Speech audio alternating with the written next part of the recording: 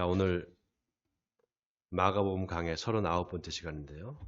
둘이 한 몸이 될지니라 라는 제목으로 여러분과 함께 은혜를 나누려고 합니다. 구약 성경에 보면 모세가 쓴 성경이 5개가 있습니다. 창, 출, 래, 민, 신, 창세기, 출애굽기, 레위기, 민수기, 신명기, 이 5개의 성경을 모세 오경이다 이렇게 말합니다. 이거를 히브리 말로 토라라고 그래요. 토라. 한번 따라해 볼까요? 토라. 토라라는 말이 바로 율법이라는 뜻입니다. 율법이라 그러면 우리가 보통 종교적인 의미로 이해를 하잖아요. 하나님의 말씀이 율법이다 이렇게 생각하잖아요. 그런데 유대인들한테 율법이라는 것은 사실 법에 가깝습니다. 우리나라에도 법이 있잖아요. 헌법이 있고 형법이 있고 뭐 상법이 있고 민법이 있고, 유대인들한테 율법은 그런 거와 같아요. 그냥 일상에서 지켜야 될 법, 그게 율법입니다. 그런데 그 율법을 누가 주셨느냐? 바로 하나님이 주셨어요. 이게 다른 나라와 다른 점입니다. 하나님이 우리에게 율법을 주셨어. 이게 유대인들한테는 엄청난 프라이드예요. 세상에 그런 민족이 있습니까? 하나님께서 율법을 만들어서 이 율법을 지키라고 주신 그런 민족이 없잖아요.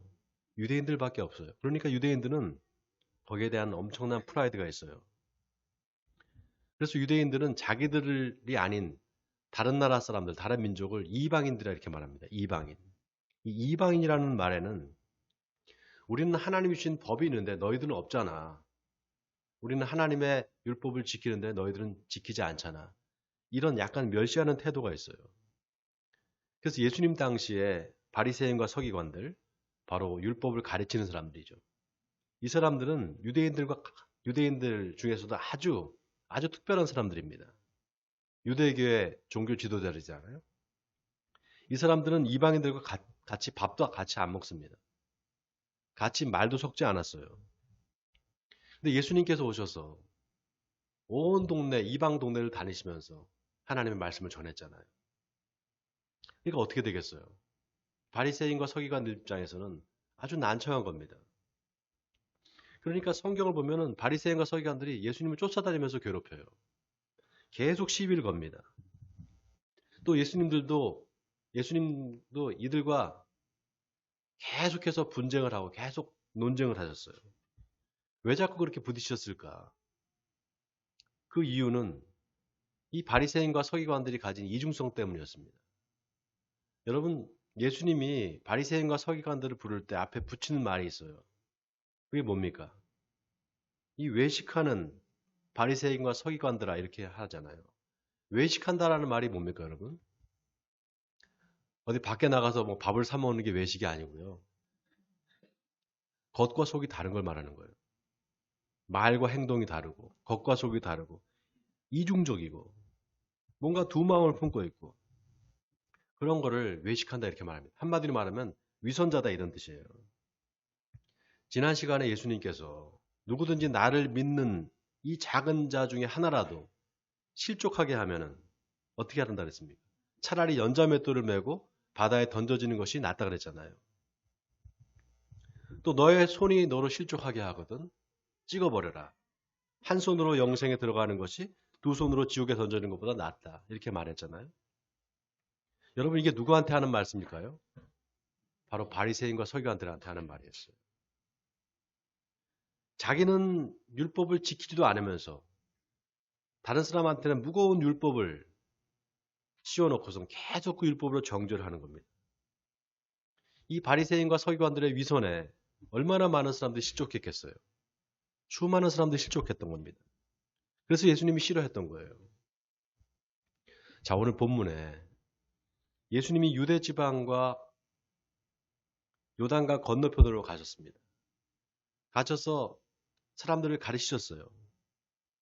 사람들이 많이 모여들었습니다.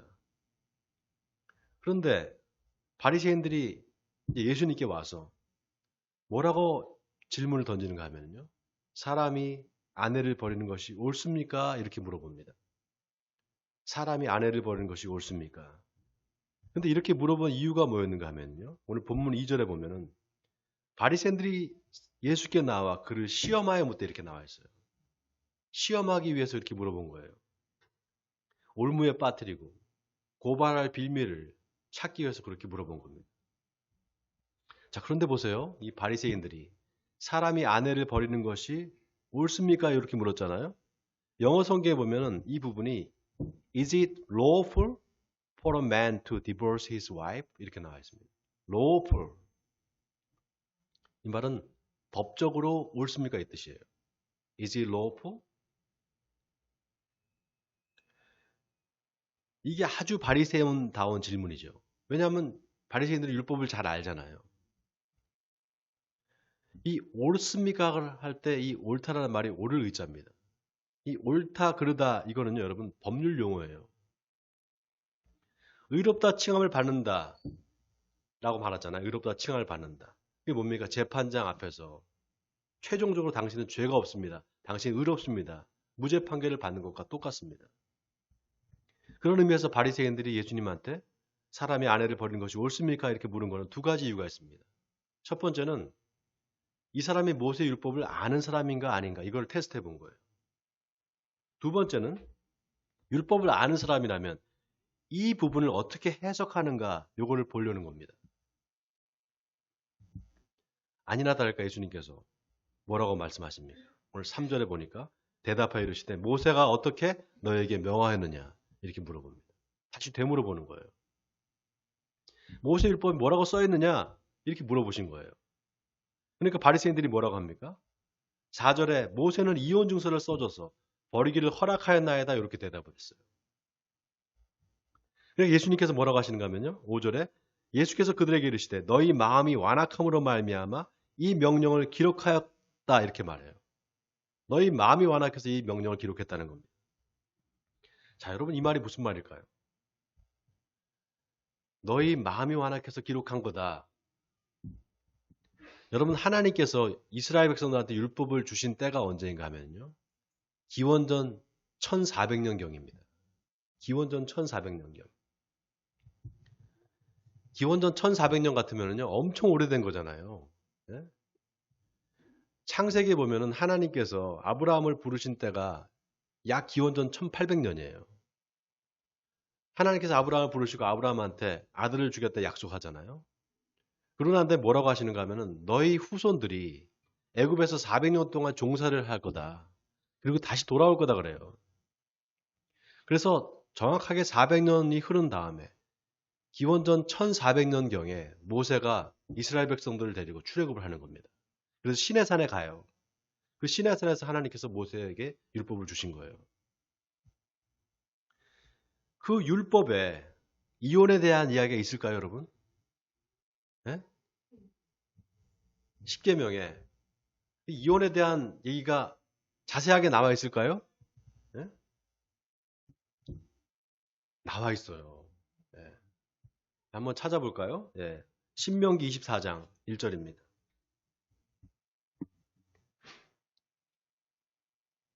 신명기 24장. 신명기는 네, 신명기 24장 1절입니다. 신명기는 모세가 이스라엘 백성들을 데리고 가나안 땅으로 들어가기 바로 전에 가나안 땅으로 들어가기 바로 전에 모아놓고선 백성들을 모아놓고 했던 마지막 연설을 담아놓은 그 기록된 책이 바로 신명기예요. 자, 신명기 24장 1절 찾으셨죠? 제가 가지고 있는 성경 299페이지입니다. 자, 1절부터 4절까지 우리 함께 같이 한 목소리 읽어보겠습니다. 시작. 사람이 아내를 맞이하여 데려온 후에 그에게 수치되는 일이 있음을 발견하고 그를 기뻐하지 아니하면 이혼 증서를 써서 그의 손에 주고 그를 자기 집에서 내보낼 것이요.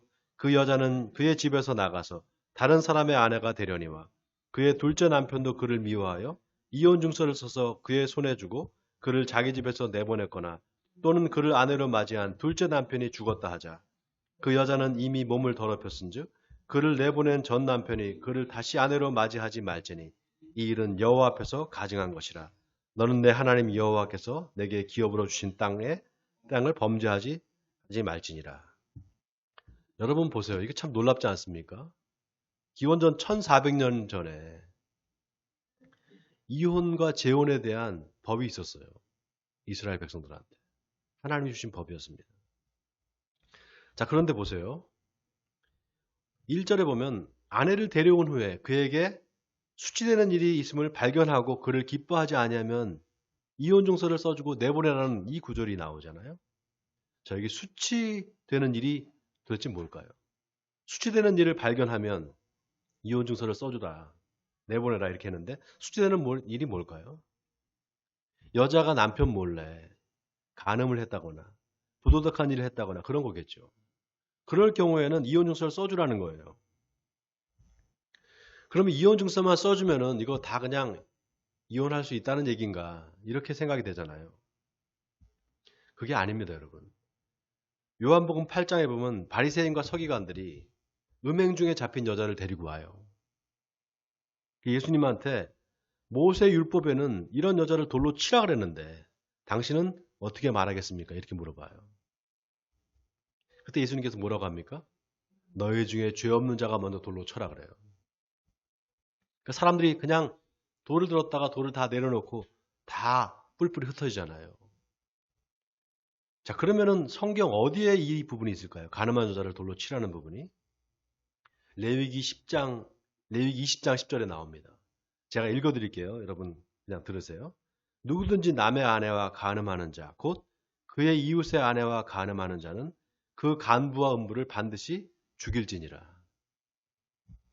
간음한 여자만 죽이는 게 아니라 남자도 죽이라고 나와 있어요. 그럼 보세요. 결혼을 하고 아내를 데려왔는데 수치되는 일이 있음을 발견한 거예요.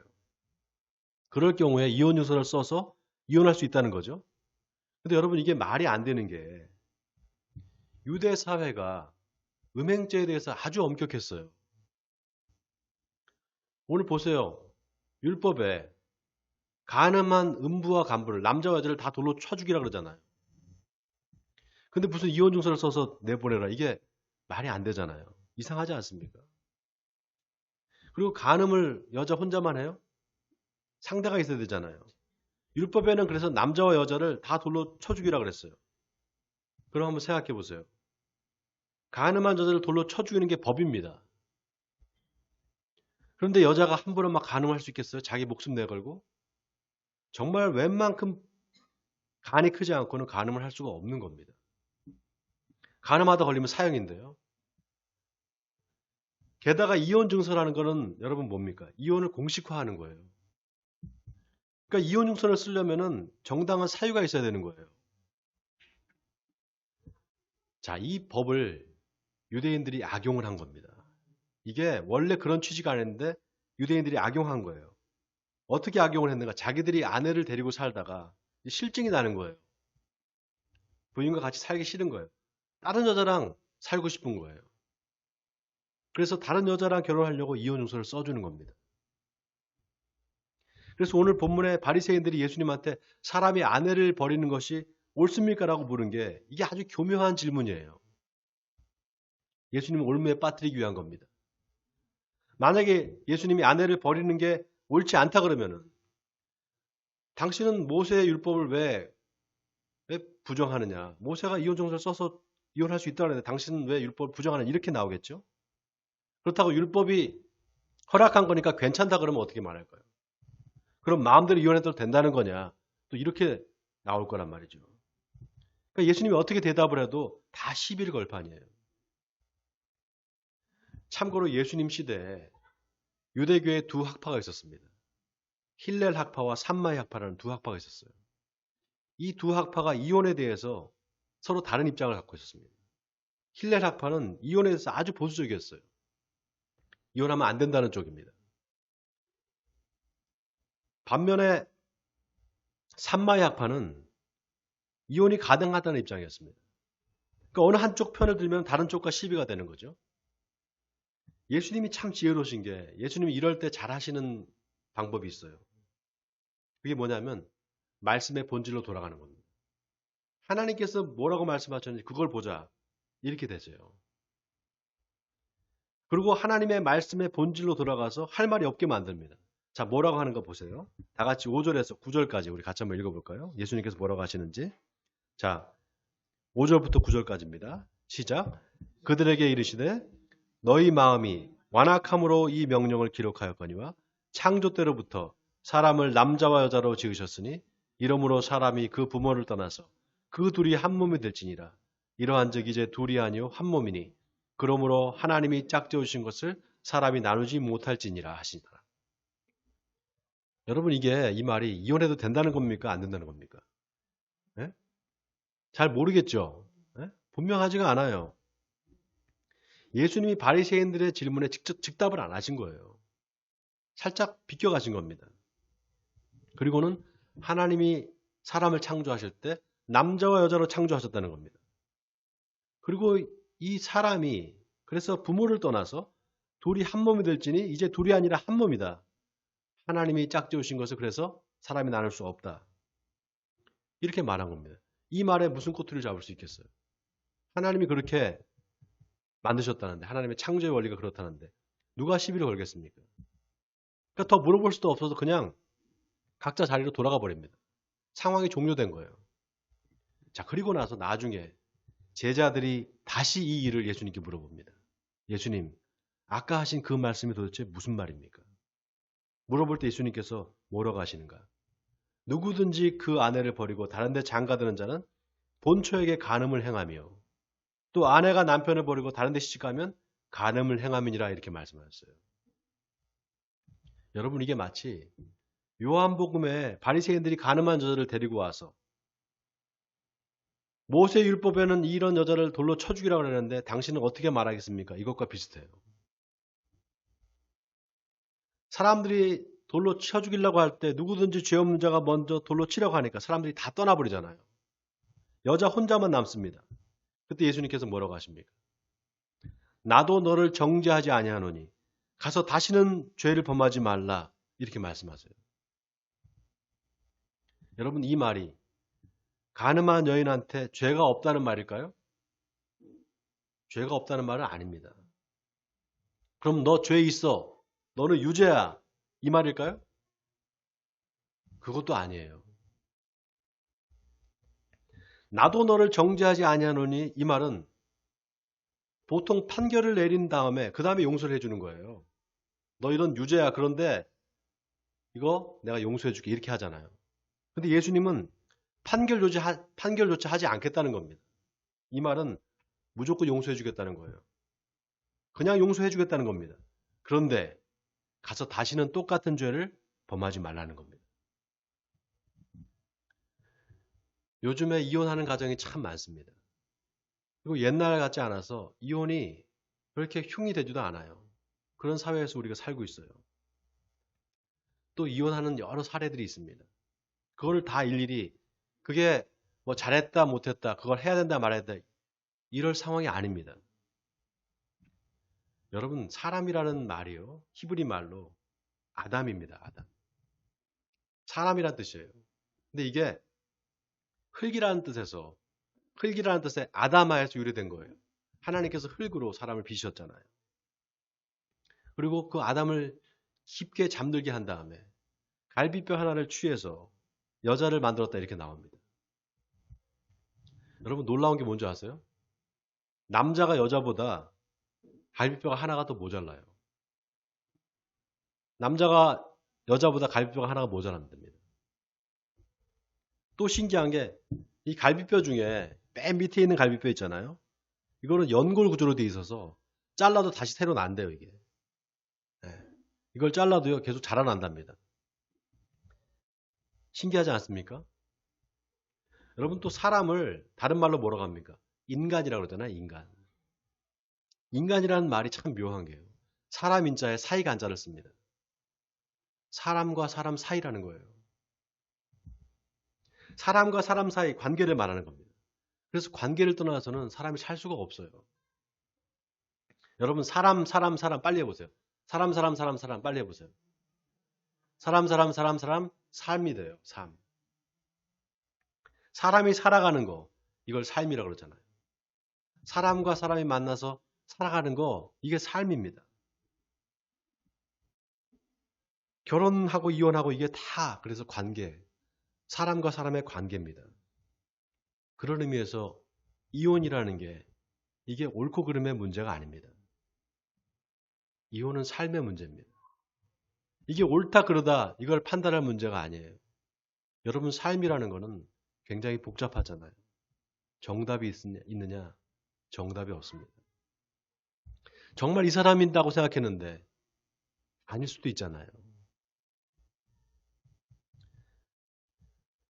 사람과 사람의 문제, 바로 삶의 문제인데 결혼도 마찬가지예요. 그 결혼을 해서 서로 관계를 맺는데 그 관계는 늘 대등해야 됩니다. 근데 과거에 어디 그랬습니까? 가부장적인 사회에서 여자들은 늘 피해를 봤어요. 유대 사회가 아주 가부장적인 사회였습니다. 일례로 사람 이렇게 숫자를 셀 때 여자와 아이들은 뺐어요. 그 숫자에서도. 그저 그냥 소유물 정도로 생각했습니다. 여자의 권리는 아주 무시됐어요. 우리나라도 옛날에 그랬잖아요. 조선시대 때. 하나님이 이혼 증서를 써서 내보내도 된다고 하신 거는 사실은 그런 약자들을, 그 여자들을 보호해주기 위해서였어요. 그런데 사람들이 자기 정욕을 채우려고 조강지처를 벌이는 겁니다. 그리고 이혼 증서를 써서 그냥 내보내는 거예요. 여러분 한번 생각해 보세요. 그렇게 이혼 증서를 써서 내보내면 그 여자가 어떻게 살겠습니까? 예수님 당시의 유대 사회에서 여자가 혼자 살아간다는 것은 너무너무 위험한 일이었습니다. 게다가 농경 사회에서 여자 혼자서 뭘 어떻게 하겠어요?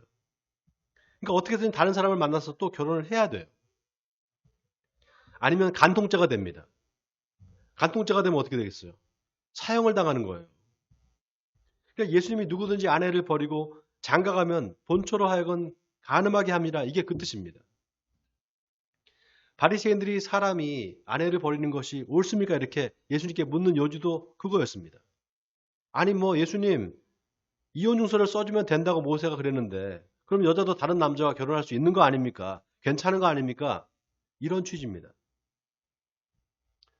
자, 그 반대도 있겠죠. 여자가 남편을 버리고 다른 데 시집 가는 거. 이거는 그럼 괜찮은 건가? 예수님이 이것도 간음함이라 이랬습니다.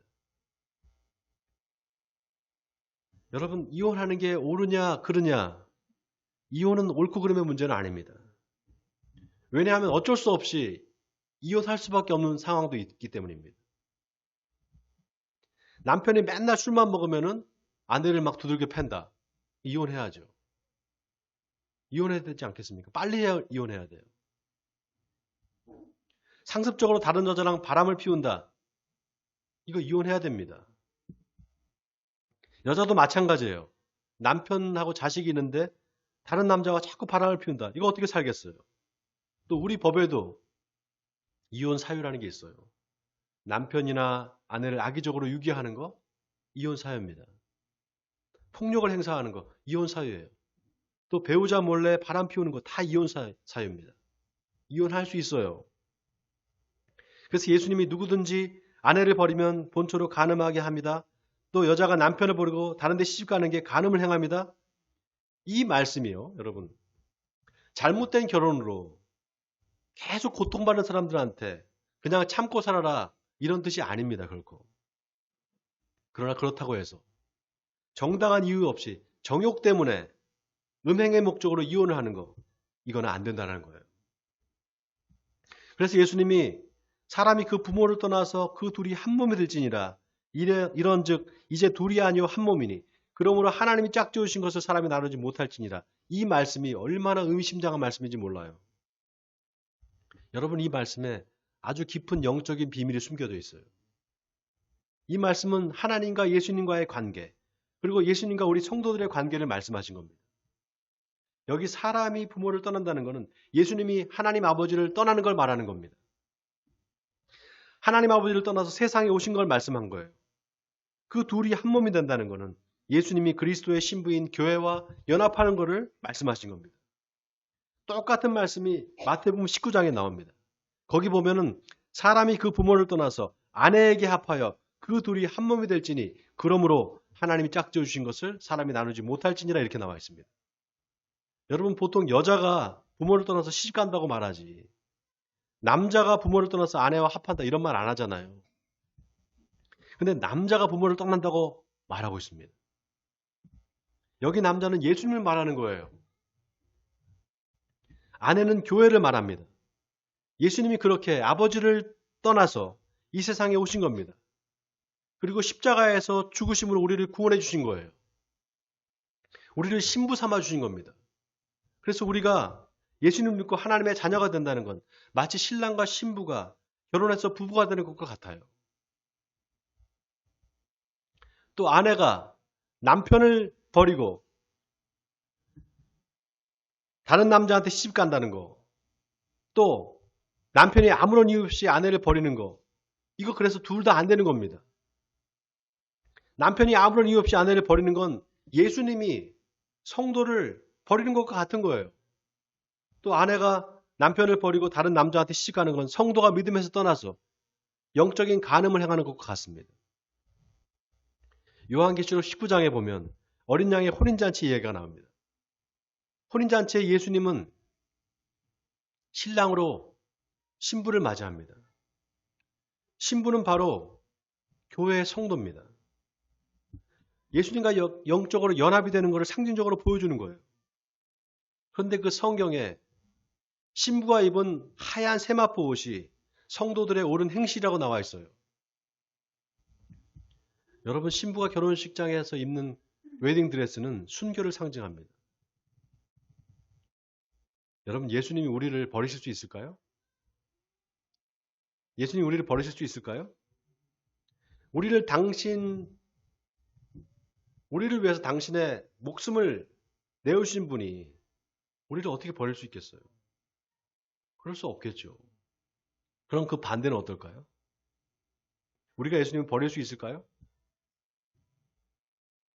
성도가 하나님의 은혜를 저버리고 믿음에서 떠날 수 있느냐? 여기에 오늘 본문이 우리에게 묻는 질문이 있습니다.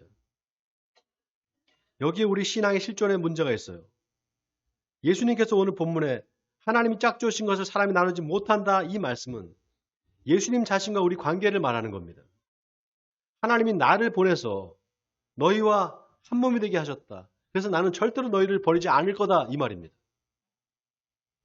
근데 너희는 나를 버리지 않고 끝까지 따를 수 있냐, 이 말이에요. 예수님이 제자들한테 그걸 묻고 계신 거예요. 이번 주가 사순절 3주차입니다. 요한복음 13장에 보면 예수님이 자기가 세상을 떠나서 아버지께로 돌아가실 때가 가까운 줄을 아시고 세상에 있는 자기 사람들을 사랑하시되 끝까지 사랑하시니라, 이렇게 나와 있습니다. 자기 사람들 중에는 자기를 3번이나 부인한 베드로도 있었고요. 자기를 은 30에 팔아버린 가룟 유다도 있었습니다. 그 모두를 다 예수님께서 사랑하셨다는 거예요. 끝까지 사랑하셨다는 겁니다. 사랑하는 성도 여러분, 결혼제도의 본래 취지는 하나님이 정하신 창조의 질서 안에서 인간의 참 행복을 누리는 겁니다. 그러나 그게 잘못된 결혼으로 인해서 고통받는 사람들을 더 고통스럽게 하는 족쇄가 된다면 그건 하나님의 뜻이 아닐 겁니다. 반면에 음행의 연고로 하나님이 정하신 신성한 결혼을 업신여기는 것은 분명히 하나님께 죄를 짓는 것입니다. 그리고 그건 성도가 하나님을 떠나 우상을 섬기는 것과 같습니다. 바라기는 예수님을 끝까지 사랑하시는 여러분 되시기 바랍니다. 그래서 주님이 다시 오시는 날 거룩하고 순결한 주님의 신부로 하나님 앞에 서시는 저와 여러분 되시기를 주님의 이름으로 간절히 축원드립니다.